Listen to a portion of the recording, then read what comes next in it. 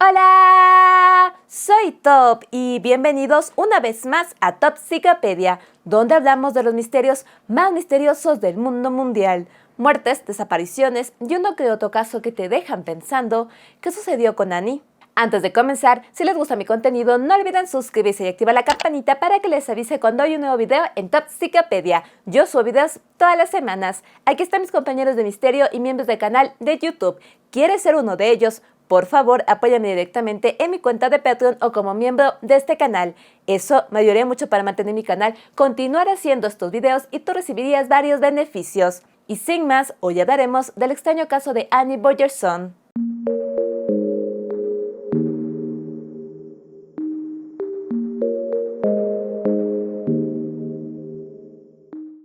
Annie Christina Borgerson nació el 7 de febrero de 1975. Sus padres, Hanson y Hugo Borgerson, la criaron junto con sus tres hermanos en la ciudad de Tribó, en Suecia. Siendo su padre húngaro, desde pequeña Annie tuvo un acercamiento a diferentes idiomas, lo que la llevó a desarrollar un gusto por la lingüística y diferentes culturas.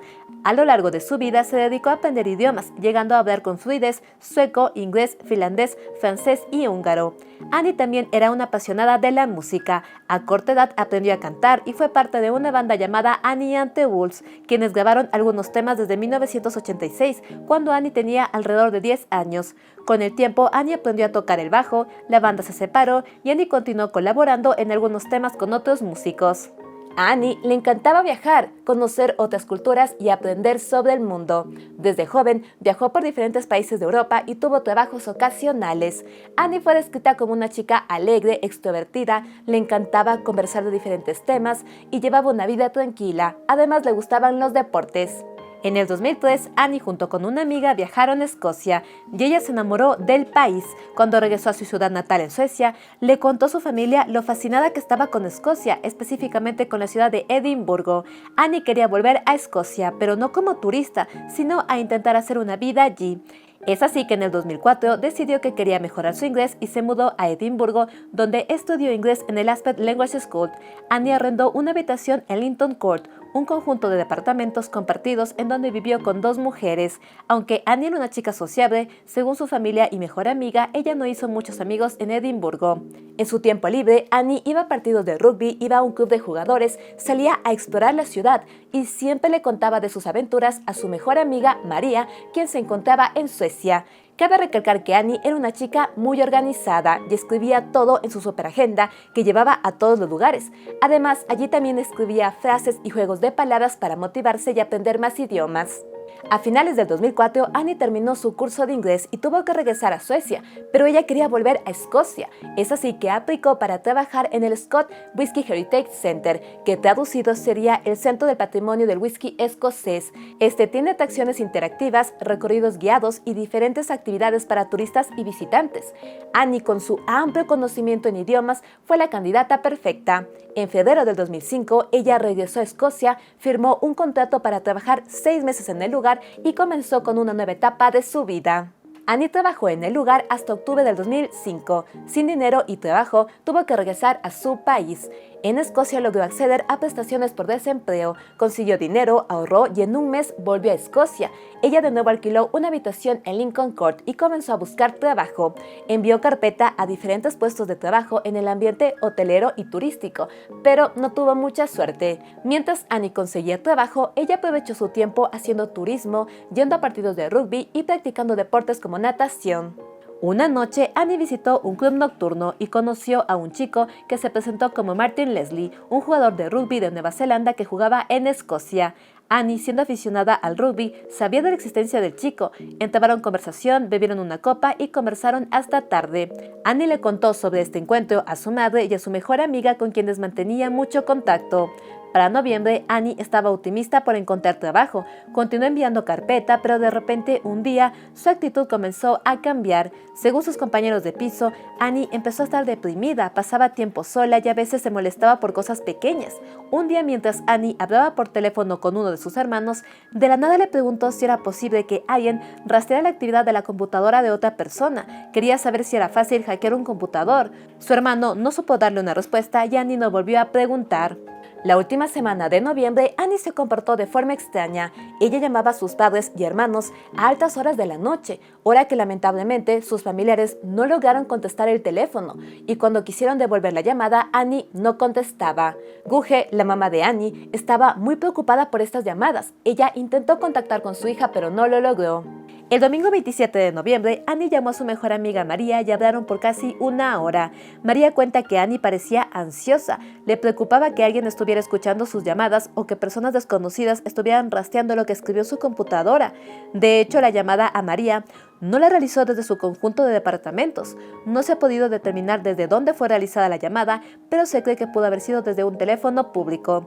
Durante los siguientes días, Annie llamó desde un teléfono público a su familia y les mencionó que estaba preocupada de que alguien estuviera escuchando sus llamadas.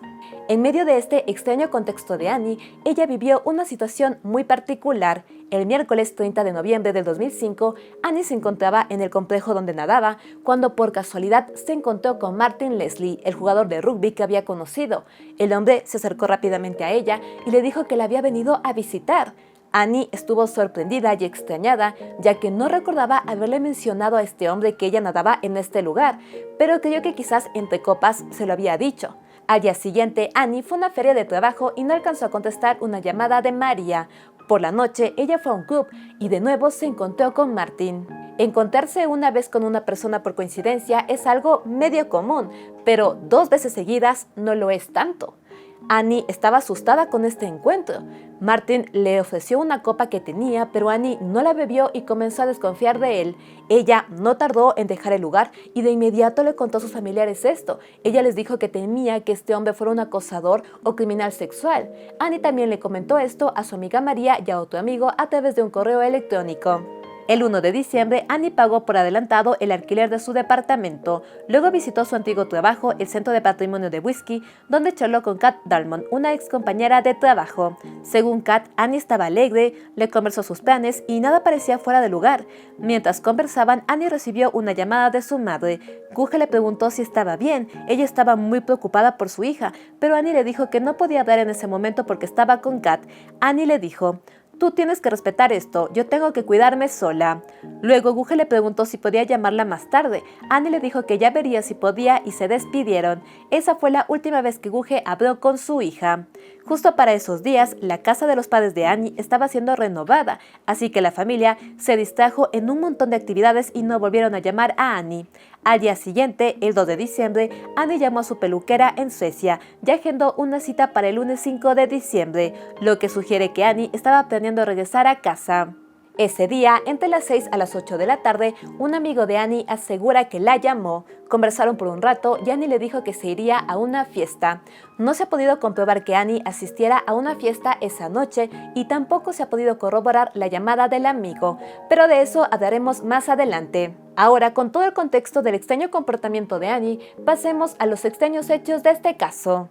El sábado 3 de diciembre de 2005, algunos trabajadores del conjunto de departamentos donde vivía Annie la vieron dejar el lugar aproximadamente a la 1:15 de la tarde. A las 2:15, Annie usó un cajero bancario en la estación central de Glasgow. Intentó retirar 100 libras, pero su pedido fue rechazado por falta de fondos. Luego intentó retirar 50 libras, pero también fue rechazado. Se sabe que para ese momento Annie tenía un poco de efectivo y un cheque para cobrar de 300 libras. Luego de no lograr retirar el dinero, Annie tomó un tren al aeropuerto de Prestwick y llegó alrededor de las 3:15 de la tarde. Antes de continuar, quiero comentarles un punto particular sobre la línea de tiempo. La distancia desde donde vivía Annie hasta la estación de Glasgow es larga. Annie, quien no tenía auto, tenía que caminar hasta una estación de trenes, tomar un tren, llegar a una estación y de allí caminar una distancia considerable hasta llegar a la estación de Glasgow, trayecto que le tomaría más de 1 hora. Se cree que a lo mejor alguien le dio un aventón o que quizás las personas que la vieron salir de su departamento se confundieron de hora. Ahora regresemos a la línea de tiempo. Las cámaras de seguridad del aeropuerto captaron a Annie entrando al lugar a las 3:15 de la tarde.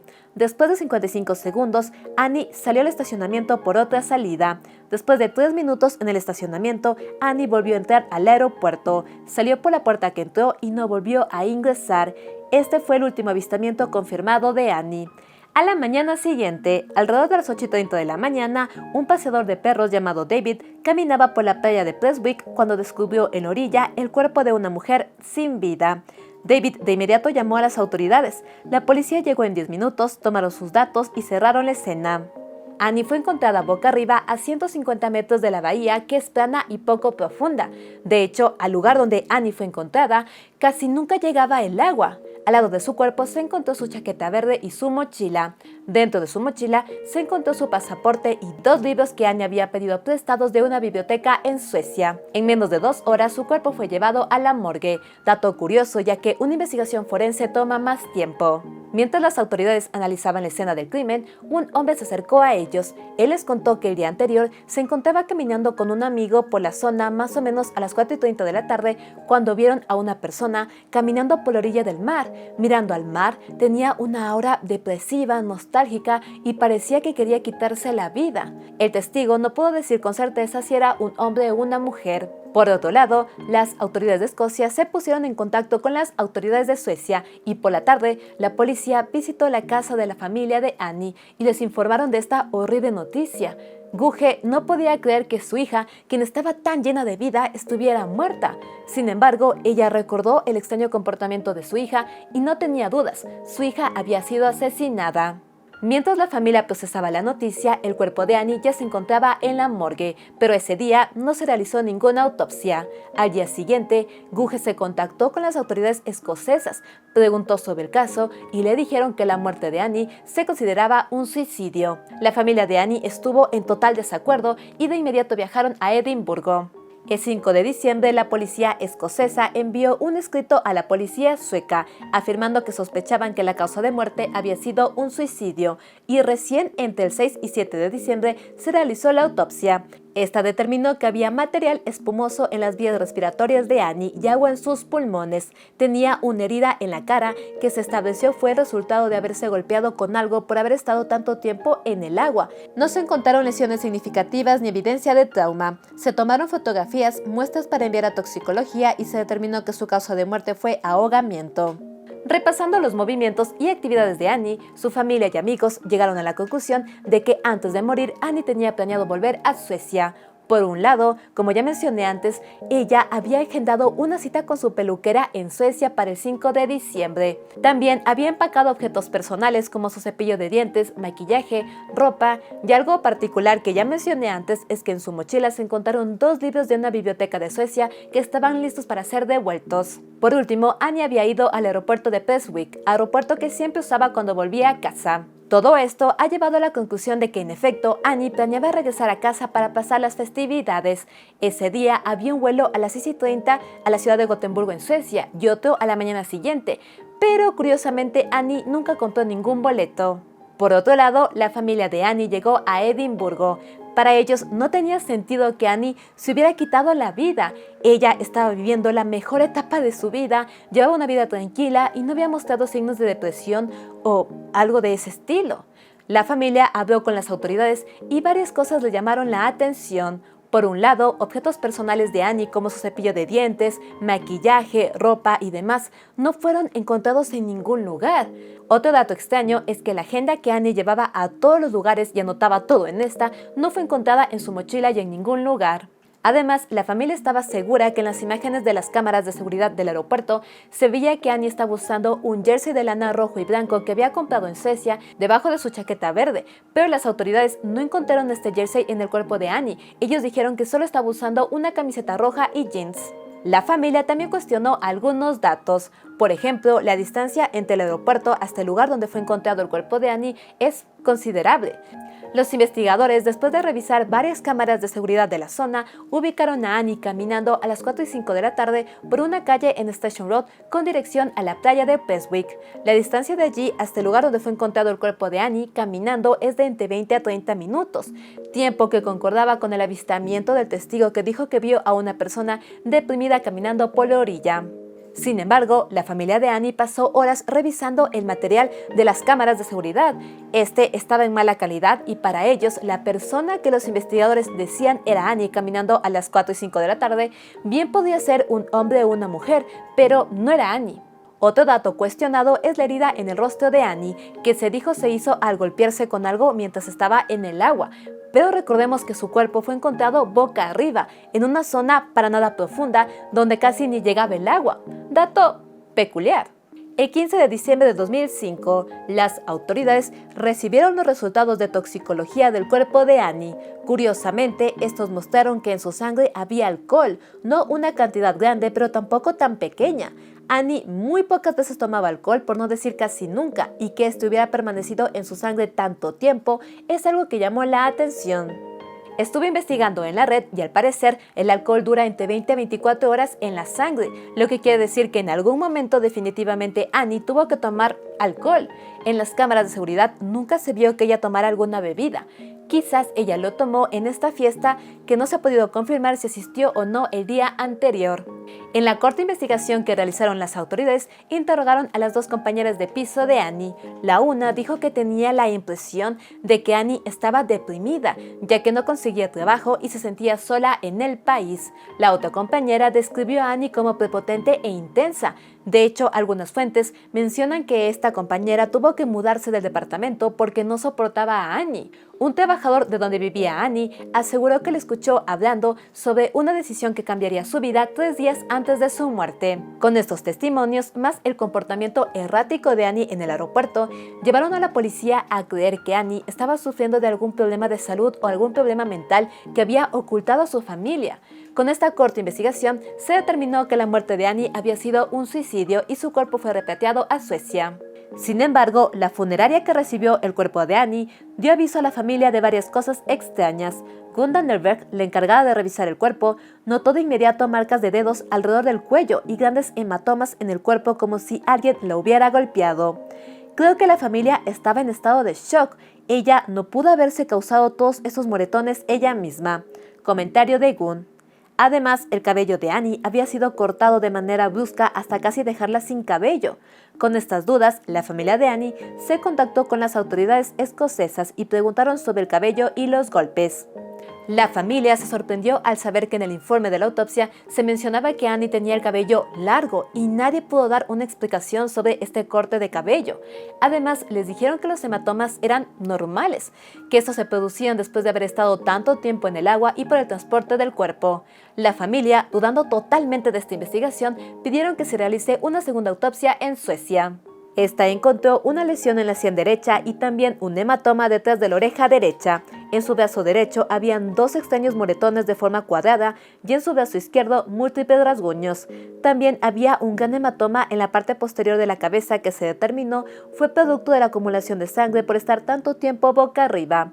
Algo muy peculiar que se encontró en esta segunda autopsia fueron algas de agua dulce en la médula ósea de Annie.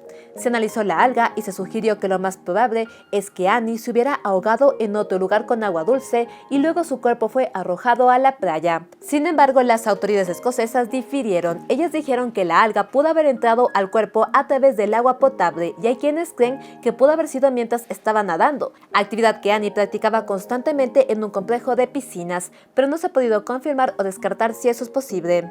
Con todas estas irregularidades, la familia de Annie pidió que se compartiera el archivo del caso y las fotografías tomadas en la autopsia, pero las autoridades escocesas se negaron a este pedido, aludiendo que no podían liberar la información porque no es de interés público. Por otro lado, Guge, intentando investigar más sobre la vida de su hija, ingresó a la cuenta de Hotmail de Annie y para su sorpresa, esta estaba totalmente vacía. Guge también se contactó con la empresa telefónica de Annie y para más sorpresa, aquí le dijeron que no había ningún registro de llamadas durante los últimos 3 días antes de su muerte. Algo muy extraño, ya que recordemos que Guge llamó a Annie el 1 de diciembre, hablaron por teléfono y de hecho una amiga de Annie fue testigo de esta llamada. También otro amigo de Annie aseguró que la llamó el 2 de diciembre por la noche cuando Annie le dijo que se iba de fiesta, pero no había registro de ninguna de estas llamadas. Algo mucho más peculiar es que María, la mejor amiga de Annie, se contactó con su proveedor de teléfono y supo que no había ningún registro de las largas llamadas que las amigas se habían hecho durante los últimos meses. Nadie ha podido dar razón de estas extrañas circunstancias. Guge y María unieron fuerzas, comenzaron a recopilar todos los datos extraños en este caso y denunciándolos a las autoridades. De repente, María comenzó a recibir llamadas en donde nadie hablaba y luego colgaban. Ella sintió temor, lo sentía como una amenaza, pero continuó investigando.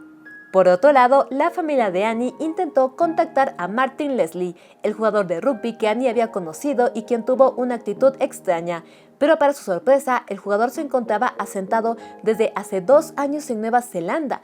No había viajado a Escocia y no tenía ni idea del caso de Annie. Es decir, que alguien se hizo pasar por este hombre para acercarse a Annie. Lamentablemente, este hombre nunca ha sido identificado. El tiempo pasó, Annie fue enterrada, la familia abrió una página web sobre el caso y mantuvieron sus dudas. Algo peculiar que llegaron a descubrir es que existe una periodista estadounidense que comparte nombre con Annie. El nombre completo de Annie es Annie Christina Borgerson y la periodista se llama Christina Borgerson. Lo peculiar de esta coincidencia es que Christina es reconocida por sus investigaciones en contra del gobierno, líderes, encubrimientos y demás. Además, tan solo 7 semanas antes de la muerte de Annie, Christina había viajado a Escocia investigando y exponiendo al mundo que el aeropuerto de Prestwick, en donde estuvo Annie, era usado por agentes secretos de la CIA para transportar terroristas y bombas. Cuando confrontó al gobierno de Estados Unidos con esta información, ellos lo negaron todo. Esta coincidencia provocó que algunas personas especularan que la muerte de Annie pudo haber sido el resultado de un asesinato de equivocación de identidad. María, la mejor amiga de Annie, intentó contactarse con Christina, pero su email fue bloqueado y desaparecieron todos sus mensajes. En agosto de 2017, la familia de Annie se enteró que se había recuperado ADN de una mujer de las manos de Annie, lo que sugirió que el cuerpo de Annie no pasó toda la noche en el agua, sino que poco tiempo para que este ADN se mantuviera intacto. Se sabe que esta muestra fue comparada con una base de datos de criminales, pero no hubo coincidencias, y hasta la fecha esta muestra permanece en manos de las autoridades escocesas. Por otro lado, en el sitio web del caso, la familia publicó que había recibido información que aseguraba que el cabello de Annie había sido cortado con un propósito y que aún se mantenía guardado en un lugar. Aunque la abuela de Annie lanzó una recompensa por información que llevara a dónde estaba este cabello, nadie más se contactó. Al año siguiente, Guge logró exponer el caso al primer ministro de Escocia, pero lamentablemente la investigación no se reabrió. En el 2013, la familia y amigos de Annie presentaron una petición de 3.000 firmas al Parlamento escocés para que se realice un FAI, una investigación de accidente fatal en el caso de Annie. Hasta el actor escocés Ken Scott se unió a estos llamados, pero sus pedidos fueron rechazados. Con el tiempo, Guge consiguió copias de algunas hojas del archivo del caso, y algo que le llamó mucho la atención es que en la declaración escrita del testigo que dijo haber visto a una persona deprimida caminando por la orilla a las 4:30 de la tarde, se refirió a esta persona como un hombre usando un abrigo beige o blanco y acompañado de un perro, descripción que se ajusta a una persona capturada en las cámaras de seguridad de Station Road que la familia revisó tantas veces. Para la familia, todo esto pone en duda que Annie sea la persona que fue vista caminando a las 4:05 en Station Road y luego a las 4:30 en la orilla del mar. Sin embargo, en una carta de las autoridades escocesas a la embajada sueca, ellos mencionan que el testigo aseguró que vio a una persona que se ajustaba a la descripción de Annie caminando por la orilla a las 4:30 de la tarde. Con todas estas contradicciones, la familia logró ponerse en contacto con el testigo y él dijo que en ningún momento había mencionado a una mujer, ni siquiera sabía cómo se veía Annie. Todavía estamos buscando la respuesta sobre la muerte sospechosa de Annie. Todavía estamos tratando de encontrar a otros testigos que estaban presentes en Prestwick la misma mañana en la que Annie fue encontrada muerta. Comentario de Guge. Con el tiempo, Guge dio varias entrevistas. El caso ganó una notoriedad y más periodistas se interesaron en el caso. En mayo del 2015, Ken Roy, periodista de investigación, presentó un dossier de 19 páginas a la policía de Escocia titulado La misteriosa vida y muerte de Annie Borgerson, pero su investigación fue rechazada. Más adelante, el periodista Robert Murgen pidió ver la correspondencia entre el gobierno escocés y sueco sobre el caso de Annie, pero su pedido fue rechazado, ya que afirmaron que la publicación de cualquier información relacionada con el caso de Annie podría dañar sus relaciones con un estado extranjero. Esto le sorprendió mucho a Robert. Él indagó más y descubrió que el caso de Annie está marcado como secreto de estado clasificado. ¿Documentos clasificados en relación con un simple ahogamiento? Eso no cuadra. ¿Por qué marcarlos como ultra secretos? Si no tienen nada que esconder, entonces muestren todo lo que tienen. Comentario de Robert Murhead. En el 2020, un podcast realizó una serie de episodios sobre el caso. Lograron tener acceso a algunas copias del archivo del caso y fue sorprendente ver la cantidad de errores y datos extraños. Hay hojas selladas con fechas anteriores a la muerte de Annie y el certificado de muerte y hoja de información de vida llegaron con la información oculta. Si se ahogó, ¿por qué tienen que ocultar la información? Recientemente, la periodista Hazel Martin, quien creció marcada con este caso ya que sus abuelos vivían a tan solo metros de donde fue encontrado el cuerpo de Annie, se embarcó en una gran investigación sobre este caso que llevó a la publicación de un documental de 4 partes que se estrenó el mes anterior en la BBC. Durante su investigación, Hazel descubrió más cosas extrañas. Por ejemplo, cuando el cuerpo de Annie fue repatriado, este pasó por una funeraria en Londres que organizó el traslado a Suecia.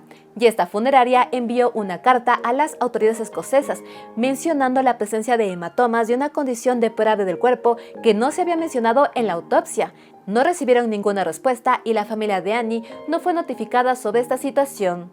Hazel pidió a las autoridades que se hicieran públicas las fotografías de la autopsia y todo el archivo del caso, pero de nuevo este pedido fue rechazado, aludiendo que no es de interés público. A lo largo de su investigación, Hazel menciona algunos datos que ya he mencionado en este video y ella hace énfasis en un punto particular. Annie vivía cerca de muchas playas más peligrosas y profundas. ¿Por qué viajar una distancia considerable al otro lado del país a una playa poco profunda en donde tienes que caminar por lo menos hasta media milla dentro del agua para poder ahogarte? Para Hazel y la familia de Annie, quitarse la vida en esta playa no tiene sentido. En ocasiones, las familias no pueden aceptar que su ser querido se haya quitado la vida. Nunca hubo nada en absoluto en toda la investigación que indicara que hubo algún delito involucrado en la muerte de Annie. Comentario del detective retirado Michael Neal.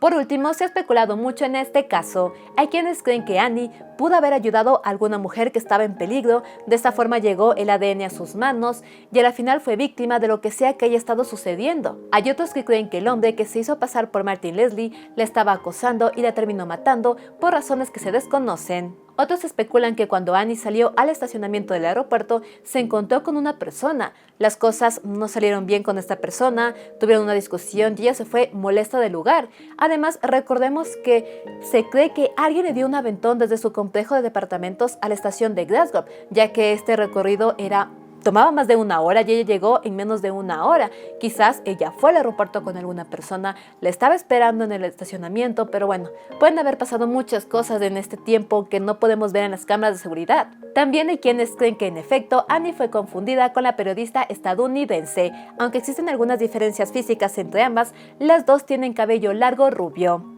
El dato de la agenda de Annie que ella llevaba a todo lugar y que anotaba todo en ella, y el hecho de que los emails de Annie hayan sido eliminados, han llevado a creer que alguien estuvo detrás de su muerte y que eliminó toda la evidencia. Con el reciente documental de Hazel, el caso ha ganado notoriedad. En la playa donde se encontró su cuerpo, se colocó una placa en su memoria. La página web del caso se mantiene activa y la familia está abierta a recibir más información. Este es un país hermoso con gente encantadora y cariñosa. Por favor, no los dejen a ellos ni a nuestra familia con todas estas preguntas sin respuesta. Todo lo que queremos es una investigación sobre la misteriosa muerte de Annie. Háganos saber por qué Annie tuvo que morir en el país que amaba. Comentario de Guge. Y eso fue todo sobre el extraño caso de Annie Bogerson. Hay tantos datos peculiares en este caso que me hacen dudar de que ella quisiera terminar con su vida. Estaba viviendo en otro país, estaba buscando trabajo, pagó por adelantado el arriendo de un mes, agendó una cita con su peluquera en Suecia y aunque oficialmente nunca compró un boleto para regresar a Suecia, todo su comportamiento y actividades apuntan a que ella quería volver a casa para pasar las festividades en familia. Personalmente, yo sí creo que hay algo oculto en este caso, algo que la familia de Annie no sabe, algo que está escrito en esos papeles del archivo de Annie y que se mantiene oculto. Un suicidio por ahogamiento marcado como secreto clasificado de Estado. Muy sospechoso. Creo que este caso nunca se va a reabrir a menos que se encuentre evidencia muy puntual y específica. Díganme ustedes, ¿habían escuchado sobre este caso? ¿Qué opinan sobre la investigación? ¿Creen que Annie fue víctima de un crimen o cometió suicidio? Deja sus opiniones aquí abajo, como siempre yo les estaré leyendo. Muchas pero muchísimas gracias por ver mis videos. Quiero agradecer a toda la gente de Latinoamérica, Centroamérica, España y de cualquier parte del mundo mundial que me estén viendo. Como yo les digo, cada semana, cada año, cada mes, estoy aquí gracias a ustedes por todo su apoyo constante, por los comentarios que me dejan aquí abajo, por todo ese cariño que siento de ustedes y que les encantan mis investigaciones y todo el esfuerzo que yo pongo en cada video, porque créanme que me esfuerzo mucho y creo que eso se nota en los videos. El día de hoy estoy con unas estrellitas aquí de maquillaje y con algunos brillitos porque el día de ayer tuve una presentación con mi con mi elenco de danza, que bueno, la gente que me sigue en redes sabe que yo bailo en una agrupación de un taller experimental de artes. Y pues ayer nos presentamos con una propuesta muy fuerte y estuvo muy chévere y me encantó el maquillaje que me hice el día de ayer y ya pues no me quise quitar, así que pasé todo el día puesta estas estrellitas y con brillitos. Si les gusta mi contenido, no olviden darle like, comentar, suscribirse y compartir con todos sus amigos, eso me ayudaría mucho. Aquí están mis compañeros de misterio y miembros del canal de YouTube. ¿Quieres ser uno de ellos? Por favor, apóyame directamente en mi cuenta de Patreon o como miembro de este canal. Eso me ayudaría mucho para mantener mi canal, continuar haciendo estos videos y tú recibirías varios beneficios. Pueden suscribirse a mi canal de YouTube aquí, donde está saliendo mi cara. Soy Top y el bebé Pierce esta vez no está dormido, está ahí, despierto. Pierce, pero bueno, está acostadito, así que no me hace caso. Y nos vemos en un siguiente video en Top Psicopedia. Bye, bye, bye, bye, bye.